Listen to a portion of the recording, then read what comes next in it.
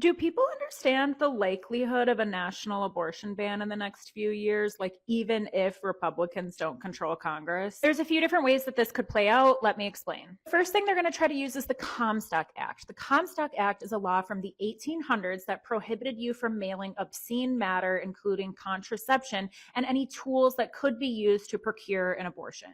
The Comstock Act was the product of this weirdo narc named Anthony Comstock, who was obsessed with trying to eradicate corn, birth control, and abortion throughout the United States. We've really come full circle here because that's also kind of the modern day Republican Party. See, the Comstock Act just kind of like floated into oblivion where it belongs. It was never actually repealed, so it's a law that's still on the books in the United States. Republicans are currently trying to revive the Comstock Act, particularly in the mifepristone litigation, where they are arguing that abortion pills can't be sent through the mail because it's prohibited under the Comstock Act.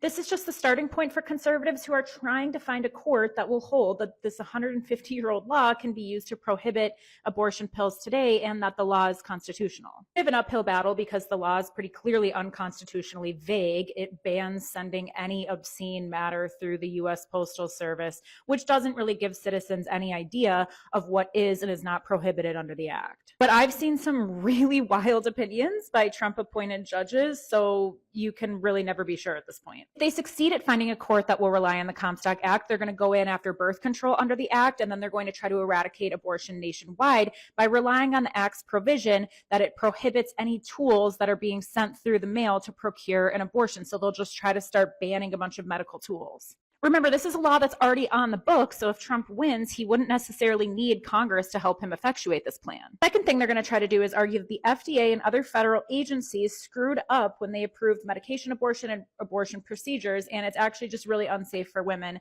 and we're just really looking out for women. You should go watch my video on the Chevron doctrine to fully understand the intricacies of how this one will play out, but basically, earlier this week, the Supreme Court gave a green light for courts to second-guess federal agencies like the FDA. So just as in the mifepristone litigation, plaintiffs are arguing that, look, the FDA screwed up when it approved mifepristone, a commonly used and safe abortion medication, which is safer than penicillin, Tylenol, and Viagra.